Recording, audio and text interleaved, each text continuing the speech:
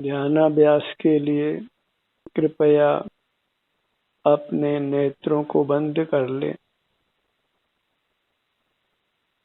और अपना मुख अपनी ओर कर लें।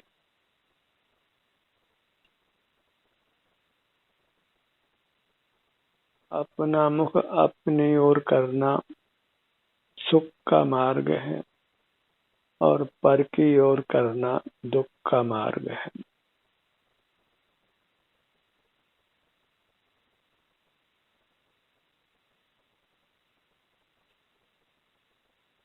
इतना सा भेद ज्ञान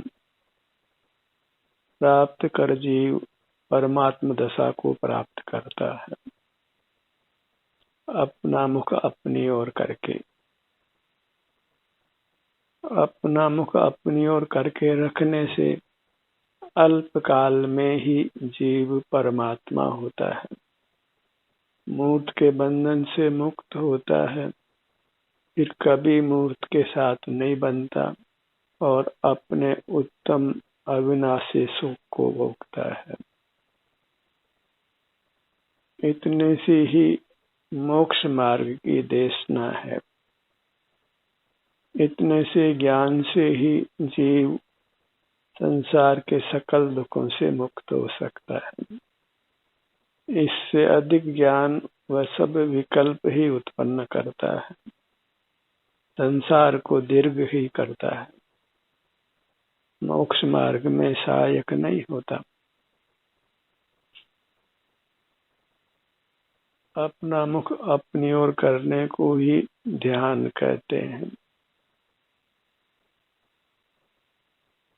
जिससे कर्मों का नाश होता है, मूर्त कर्म की संधि टूटती है। अनादि से जीव मूर्त के साथ बंधा है, एकाधिक इंद्रियों वाला है। मूर्त के बंधन के साथ जीव में नाना प्रकार की शक्तियां उत्पन्न होती हैं, जिसका वह उपयोग करता है। उन सब शक्तियों में बस एक ही शक्ति जो उत्पन्न होती है, अपना मुख अपनी ओर करने की, उस शक्ति के उपयोग से ही वह परमात्मा होता है। मूर्त की मिलावट जो अशुद्धता है, उसको मिटाकर शुद्ध होता है, फिर हमेशा शुद्ध ही रहता है, कभी मूर्त से मिलकर अशुद्ध नहीं होता। और फिर नाना शक्तियां हैं पर पदार्थों को देखने जानने की, राग द्वेष करने की, चलने की, बोलने की, 5 इंद्रिय ज्ञान की, विचार करने की, याद रखने की, नाना प्रकार की काय चेष्टा करने की, ये सब शक्तियां मूर्त के संबंध से जीव को प्राप्त होती हैं और जिनका उपयोग करना अच्छा नहीं होता। एक ही शक्ति है नाना शक्तियों में से जो हमें मोक्ष देती है, वह शक्ति अपना मुख अपनी ओर करने की है। इसी से जीव मूर्त के संबंध से छूटकर अमूर्त प्रकट होता है, परमात्मा होता है।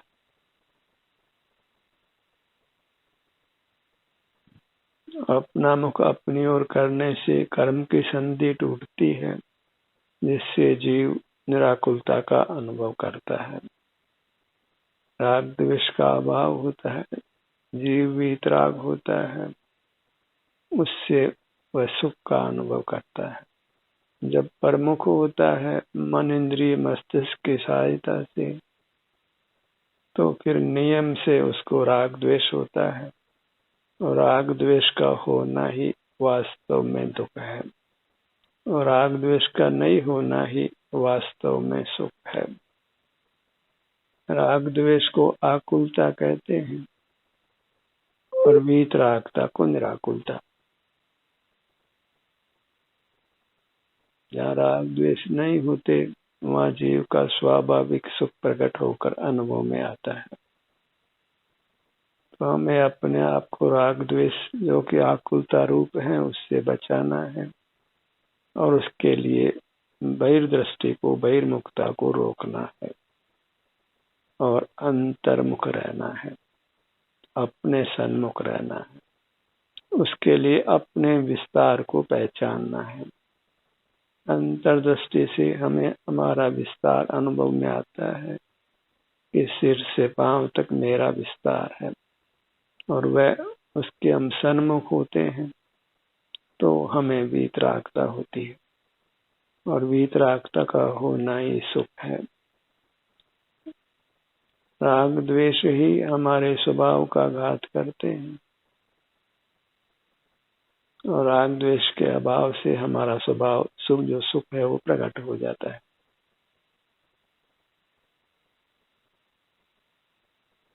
तो यदि हम वास्तव में सुख चाहते हैं और संसार के नाना दुखों से बचना चाहते हैं, तो जो कर्म हमें बहिर्मुखता में नाना प्रकार की शक्तियां प्रदान करता है, बहिर्मुख रहने की और नाना प्रकार की अन्य चेष्टाएं करने की, उन सब चेष्टाओं को नहीं करना है। कर्म प्रदत्त सुविधाएं जो नाना प्रकार की हैं, केवल अपना मुख अपनी ओर करने को छोड़कर उन सब सुविधाओं को काम में नहीं लेना है। अनेक शक्तियां हैं, उसमें एक ही शक्ति जो अपना मुख अपनी ओर करने की है, बस उस एक शक्ति से ही जीव मोक्ष को प्राप्त करता है। और जो अनेक शक्तियां हैं उसके पास, वो सब उसको संसार में ही भ्रमाती हैं, संसार में रोक के रखती हैं और उसको नाना दुख प्रदान करती है। अपना मुख अपनी ओर करना, उसको ही मोक्ष का हेतु जानिए, सुख का हेतु जानिए, उसको ही चारित्र मानिए, स्वभाव मानिए, धर्म मानिए, कर्तव्य मानिए। इतना ही मोक्ष का पुरुषार्थ है। और इसके अलावा जो नाना शक्तियों का उपयोग करते हैं, चाहे वो बल हो, ज्ञान हो, काय चेष्टा हो, वचन चेष्टा हो, वे सब शक्तियों का उपयोग संसार में ही हमको कायम रखता है, और उससे ही हमको नाना दुखों का अनुभव होता है। शक्तियां बहुत हैं, उसमें केवल एक शक्ति मोक्ष की ओर जाती है, इसलिए मोक्ष मार्ग को दुर्लभ कहा है। क्योंकि जीव नाना शक्तियों का, जो कि बहिर्मुख है, बहिर्मुखता में उनका उपयोग होता है, उन्हीं के प्रलोभन में रुका रहता है। उसमें कदाचित विषय सुख प्राप्त होता है, मानसिक सुख प्राप्त होता है, इंद्रिय सुख प्राप्त होता है, उसमें वह अनुरक्त रहकर बहिर्मुख रहता है और अपने को कर्म से बांधता है, राग द्वेष से आकुल व्याकुल रखता है। और ये अनुभव करके देखिए कि जब हम अपना ध्यान अपने सिर से पांव तक लाते हैं, तो फिर हमें किसी के प्रति राग द्वेष नहीं होता, हम वीतराग होते हैं। बाह्य विषय को जाने बिना उसके प्रति राग द्वेष नहीं होता।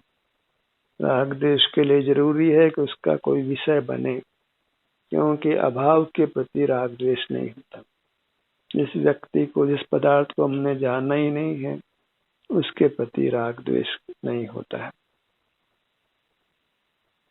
और जब हम किसी बाह्य पदार्थ को विषय नहीं बनाते हैं, तो फिर राग द्वेष नहीं होता है, और राग द्वेष का नहीं होना ही वीतरागता है, और राग द्वेष का होना ही आकुलता है, राग द्वेष का नहीं होना ही निराकुलता है, सुख है।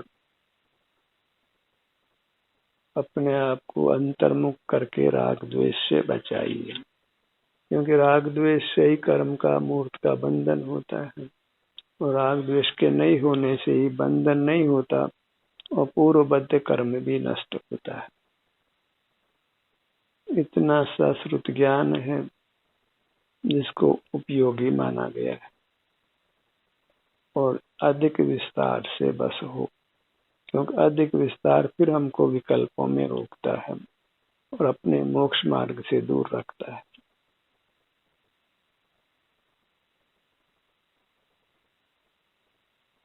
अपने मुद्रा को जिस भी आसन में आप हैं उसको लक्ष्य में लीजिए, लक्ष्य में रखिए। शास्त्रीय भाषा में इसको आत्म दर्शन कह सकते हैं, आत्म ध्यान कह सकते हैं, क्योंकि सिर से पांव तक यह अमूर्त शरीर है, वही आत्मा है। वस्तु को उसके आकार से ही पहचाना जाता है। कोई पदार्थ हो, कुत्ता हो, बिल्ली हो, हाथी हो, शेर हो, पुस्तक हो, मकान हो, उन सबको हम उनके आकार से ही पहचानते हैं। उनका कोई विशिष्ट आकार होता है, हमारा भी अपना विशिष्ट आकार है, उससे अपने को पहचानिए और उसमें कोई परिणाम होता है। मूर्त है तो उसका कोई रंग है, उसका कोई गंध है, कोई रस है, कोई स्पर्श है। और जीव है, जब उसके पास जाते हैं तो वहाँ शांति का वेदन है, या कदाचित वेदना उत्पन्न करने वाले कर्म का उदय हो तो वेदना है। पर जब अपने सन्मुख होते हैं तो वेदना के समय भी हम वीतराग होते हैं, क्योंकि बाह्य पदार्थ हमारे उपयोग का विषय नहीं बनता। और जब वीतराग होते हैं तो दुख नहीं होता, और दुख का नहीं होना सुख है। दुख जब नहीं होता तो फिर कर्म का उदय नहीं है, तो सुख प्रकट होता है। दुख का नहीं होना माने सुख का होना, क्योंकि सुख दुख में से एक परिणाम अवश्य होता है। वस्तु में जो भी गुण है उसका परिणाम नियम से होता है प्रति समय। क्योंकि जीव सुख गुण वाला है, इसलिए उसमें सुख का परिणाम अवश्य होता है। और अन्य शक्तियां जितनी भी है उसका परिणाम तो कदाचित होता है, हमेशा नहीं होता। जैसे किसी में पक्षी में उड़ने की शक्ति है तो वो सदा उड़े, ये जरूरी नहीं है। किसी जंतु में पानी में तैरने की शक्ति है तो कभी वो स्थिर भी रहता है, ना भी तैरे।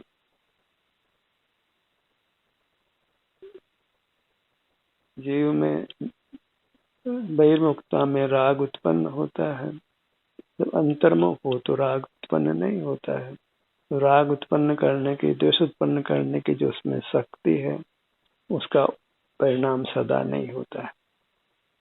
काय चेष्टा करने की शक्ति है, लेकिन कभी जीव काय चेष्टा नहीं करता है। बोलने की शक्ति कभी नहीं बोलता है।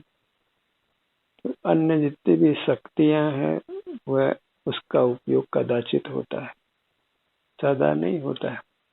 क्योंकि वास्तव में उन शक्तियों को उत्पन्न करने वाला कोई गुण जीव में नहीं है, तो मूर्त के संबंध से वैसा परिणाम पाया जाता है।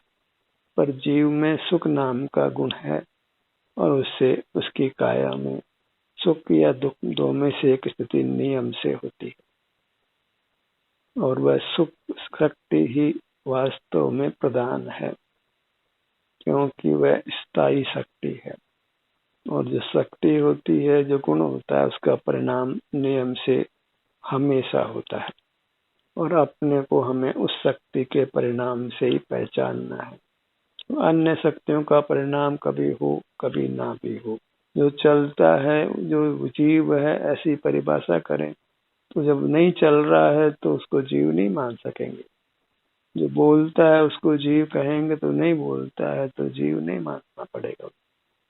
जो देखता है वो जीव है, तो आंखें बंद हो तो नहीं देखता है, तो फिर उसको जीव नहीं माना जा सकता है। पर जीव में सुख या दुख दो में से एक स्थिति नियम से होती है, क्योंकि वह एक गुण का परिणाम है। अन्य जितने भी परिणाम हैं वो तो कर्म के संबंध से कभी होते हैं, कभी नहीं होते हैं। उनसे जीव को पहचानना योग्य नहीं है। जैसे मूर्त पदार्थ को जानने को जीव का गुण माना जाए, तो फिर अंतर्मुख दशा में वो मूर्त पदार्थ को नहीं जानता है। इससे जाना जाता है कि मूर्त पदार्थों को जानने का वास्तव में जीव में कोई गुण नहीं है। जीव में कोई गुण है, इसका शाश्वत परिणाम होता है, वह एक सुख गुण है, और उससे ही जीव वास्तव में महान है। जीव को शिव स्वरूप कहते हैं, क्योंकि वह वास्तव में सुख स्वभावी है। शिव का अर्थ सुख होता है, और जब अपने शिव स्वरूप को ग्रहण करता है, उसके सन्मुख होता है, तो फिर वह नियम से सुखी होता है। आत्म को हित है शिव, सो शिव आकुलता बिन कहीं। जो सुख है वही मोक्ष का स्वरूप है, वही कर्म के संबंध से प्रकट होता है। अन्य कोई शक्तियां मोक्ष में नहीं होती है, क्योंकि परमात्मा केवल उत्तम सौख्य का, अविनाशी सौख्य का अनुभव करते, वही जीव का शुद्ध स्वरूप है, और उसी को पाने की सब जीवों को सहज कामना होती है। ज्ञान तो कोई कैसा फिजिक्स की पढ़ाई पढ़ लो तो कहेगा नहीं नहीं मुझे नहीं पढ़ना है। कोई कैसा कॉमर्स पढ़ लो, अकाउंटेंसी का ज्ञान कर लो तो कहेगा मुझे नहीं करना है। पर सुख प्राप्त कर लो तो वह सदा ही तत्पर होगा, सदा ही तैयार होगा, हाँ मुझे सुख चाहिए। तब उसे कहा जाएगा कि तुम अपने पास जाओ, क्योंकि तुम्हारा सुख का स्थायी स्वरूप है, वही तुम्हारा मूल स्वरूप है, उसी के तुम बने हुए हो, वैसे तुम्हें अवश्य सुख की प्राप्ति होगी। तो वह फिर अंतर्दृष्टि करता है, अपने सन्मुख होता है और सुखी हो जाता है। और कितने जीव उपयोग तो भीतर बाहर विचरण करता ही है, कदाचित उपयोग भीतर रुकता है तो उसको ये सम्य ज्ञान बिना देशना के ही मिल जाता है कि मैं तो अपने में सुखी हूँ, मुझे कुछ नहीं करना है, मैं सुखी हूँ, मुझे पढ़ना नहीं है, मैं सुखी हूँ, मुझे कोई धन की कांक्षा नहीं है, कोई यश की कांक्षा नहीं है, बहुत कुछ खाने पीने की इच्छा नहीं है।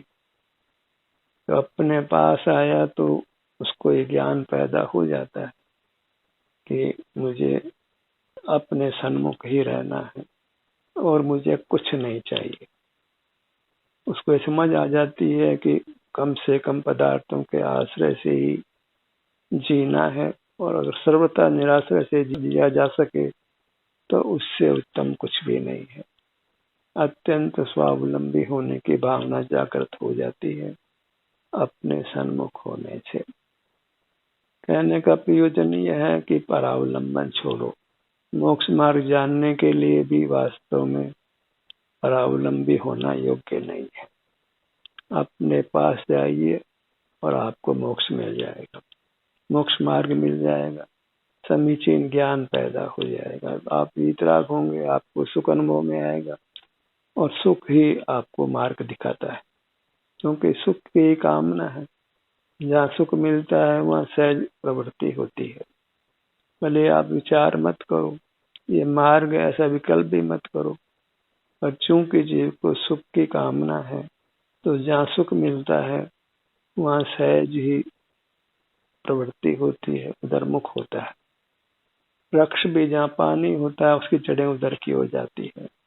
जहाँ रत्नादि धातुएं होती है, मिनरल्स होते हैं, तो वहाँ उसकी जड़ें सहज ही पहुंच जाती है। ऐसे ही हमको अंतर्मुख होने पर सुख शांति अनुभव में आती है, तो फिर जीव सहज ही अंतर्मुख होने लगता है, और जब अंतर्मुख होने लगता है तो उसका सुख प्रकट होता जाता है, और वह इस प्रकार एक समय पूर्ण सुखी हो जाता है। अब अंतर्मुख होने पर जो शांति उत्पन्न होती है, जो सुख का अनुभव होता है, राग द्वेष नहीं होने से जो निराकुलता होती है, उसको पहचानिए। दो व्यक्ति लड़ रहे हो, बहुत गुस्सा आ रहा हो, बहुत पीड़ा हो रही है गुस्से के कारण से, लाल होकर बहुत आकुल व्याकुल होता है, पर जब दोनों को अलग कर दिया जाए और काफी समय तक उनको अलग रखा जाए तो फिर वो एक दूसरे को भूल ही जाते हैं और कषाय भी समाप्त हो जाती है, तो फिर उनको शांति का अनुभव होता है।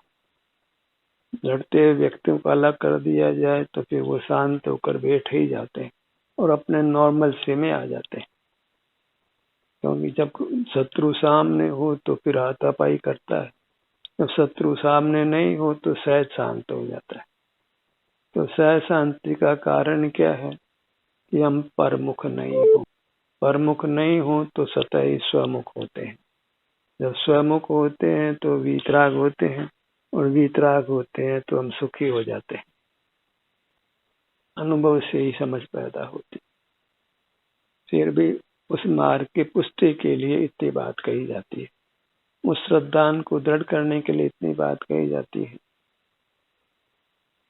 तो अपना ध्यान आपको, हमको अपने सिर से पांव तक लाना है, और उससे जो हमको वितरागता होती है, शांति होती है, उसको पहचानना है। कंपैरिजन करना होता है। बाहर थे तो क्या स्थिति थी और भीतर आए तो क्या स्थिति हुई, और उन दोनों में भेद ज्ञान करना होता है। और जब अपने में ठहरता है तो विशेष सुख होता है, तो फिर सहज ही भेद ज्ञान हो भी जाता है। वो आकुलता को पहचान लेता है और निराकुलता को पा लेता है। हमेशा ही जब हम बाहर में बहुत लोगों के संपर्क में और परेशान हो, तो फिर हम चाहते हैं कि उस स्थान से दूर हटकर कहीं एकांत में आ जाएं। कहता अभी मुझे अकेला छोड़ दो, क्योंकि संग में उसको आकुलता का अनुभव होने लगता है, और अकेलेपन में उसने सुख देखा है तो वह मांग करता है कि मुझे अकेला छोड़ दीजिए। वह वास्तव में संग किसी को प्रिय नहीं है। असंग दशा में ही वह अपने सन्मुख होकर सुखी होता है, अपने शरीर का एहसास करता है, शरीर की स्थिति को वेदता है और सुख का अनुभव करता है। तो अपने सन्मुख होने से जो वीतरागता हमारे स्वभाव से प्रकट होती है, वह स्वभाव सुख ही हमको अपनी ओर खींचता है। और जब पूरा स्वभाव प्रकट हो जाता है तो फिर उपयोग बाहर जाता ही नहीं है, तो उपयोग को भीतर लाने का प्रश्न ही पैदा नहीं होता। बाहर से भीतर लाने के लिए उपयोग है। जब सुख प्रकट हो गया तो फिर उपयोग का मतलब भी नहीं रहता है, उपयोग से भी आत्मा रहित होता है, केवल सुख रूप होता है। और जीव को वास्तव में उपयोग कहाँ चाहिए, उसको तो सुख चाहिए, और सुख का बना है तो अपने से युक्त हो जाना, तो वह निश्चित सुखी हो जाएगा। और सरलता कितनी हो गई कि बस अपने ध्यान को अपने शरीर पर ले आओ। इतने मात्र से हम सब तनावों से, चिंताओं से मुक्त हो जाते हैं, और फिर अपने में स्थित होने से स्वास्थ्य प्राप्त हो जाता है, स्वस्थ होने से स्वास्थ्य मिलता है, और दुख तो अस्वस्थ होने का ही है।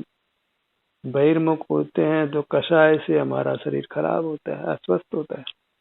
बहिर्मुखता में राग द्वेष पैदा होते हैं, और राग द्वेष ही हमारे शरीर में, मूर्त शरीर में विकृति पैदा करता है, रोगों को उत्पन्न करता है। बीपी होगा, डायबिटीज होगी, कैंसर होगा, टीबी होगी, निमोनिया होगा, बुखार होगी, घुटनों में दर्द होगा, आंखों में, सिर में दर्द होगा। ये सब स्थितियां बनती हैं। उसका एक ही हेतु है कि जीव अपने में स्थित नहीं होता है, अस्वस्थ होता है, माने परमुखी रहता है। यदि हम चाहते हैं कि हमारे शरीर में किंचित भी रोग नहीं हो, कोई अंग है वह खराब नहीं हो, सब अंग हमें सुख का ही अनुभव कराएं, किसी भी शरीर के भाग में जाएं तो हमको वहाँ वेदना नहीं लगे, अच्छा लगे, सुख का अनुभव हो, तो फिर हमको प्रयत्न पूर्वक अपने अवलंबन से, अपने आश्रय से रहना है। अपने ध्यान को बार बार अपने शरीर के किसी भाग पर लाना है, सिर से पांव तक कहीं भी लाना है, अपने विस्तार में, अपने आश्रय में लाना है। तो फिर राग द्वेष नहीं होगा, राग द्वेष नहीं होगा तो दुख नहीं होगा, और हमको अच्छी अनुभूति होगी। राग द्वेष नहीं होने से कर्म का संबंध टूट जाता है, कर्म निर्जरित होता है, और कर्म के अभाव में जीव का सुख प्रकट होकर अनुभव में आने लगता है। अब सिर से पांव तक नाना अंग उपांग है, वहां हमें अपने ध्यान को ले जाना है, तो यत्न पूर्वक ले जाना है। वह तो इसलिए कि जैसी आदत पड़ी हो वैसा परिणाम समय होने लगता है। क्योंकि बहिर्मुखता की आदत पड़ी है अनादि की, तो बहिर्मुखता तो सहज है, और अंतर्मुखता चूंकि उसका अभ्यास नहीं है, संस्कार नहीं है, तो जब अंतर्मुखता की आदत डाल लेंगे तो फिर अंतर्मुखता सहज हो जाएगी। जब अंतर्मुखता सहज हो जाती है तो फिर हमारा सुख तेजी से प्रकट होने लगता है, तेजी से कर्मों का नाश होने लगता है, और शीघ्र ही हम सकल कर्मों से मुक्त होकर परमात्मा हो जाते हैं, अपना पूर्ण सुख पा लेते हैं। क्योंकि सुख का बाधक जो कर्म है वो हट जाता है, तो फिर वहां पूर्ण सुख प्रकट हो जाता है। कोई भी धातु, अशुद्ध धातुओं को निकाल दिया जाए, कोई भी अशुद्ध मिश्रण को निकाल दिया जाए, तो वह अपने मूल स्वरूप में आ जाती है। बस हमको भी अपने मूल स्वरूप जो सुख है उसमें आ जाना है, और उसके लिए मूर्त कर्म को, बंधन को मिटाना है। और उस बंधन मिटाने का एक ही कारण है, राग द्वेष का नहीं होना। और राग द्वेष के नहीं होने के लिए आवश्यक है कि परमुख नहीं होना, किसी भी बाह्य पदार्थ को विषय नहीं करना, चाहे वो बाह्य पदार्थ कोई भी क्यों ना हो, साक्षात परमात्मा भी हो तो उनके सन्मुख भी नहीं रहना है। स्वादिष्ट से स्वादिष्ट सुगंध का स्थान हो, स्वादिष्ट स्वादिष्ट भोजन सामने हो, जलवायु बहुत सुखद हो, आंखों के लिए मनोरम दृश्य हो, कानों को मधुर संगीत हो, मधुर वाणी हो, स्पर्श भी कोई अच्छा मिलता हो, तो इन सब के प्रलोभनों से अपने को बचाइए। सुखद स्थिति है तो उसके प्रति राग होगा, क्योंकि सुखद स्थिति परिस्थिति बाहर की है, और दुखद स्थिति है प्रतिकूल सामग्री है तो उसके प्रति द्वेष होगा, और राग द्वेष का होना ही दुख है। जब अपना मुख अपनी ओर करते हैं तो राग द्वेष नहीं होता। राग द्वेष नहीं होना माने दुख का नहीं होना, क्योंकि राग द्वेष के नहीं होने पर कर्म का संधि टूट जाती है, और कर्म की संधि टूट जाती है तो सुख प्रकट हो जाता है, और इस प्रकार अपने को परमात्मा बना लेना है। ये मोक्ष मार्ग का भाव वासना में स्पष्ट रूप से हो तो हमारी वृत्ति बिना प्रयत्न के ही अंतर्मुख रहने लगती है, और एक समय परमात्मा दशा को प्राप्त कर लेती है।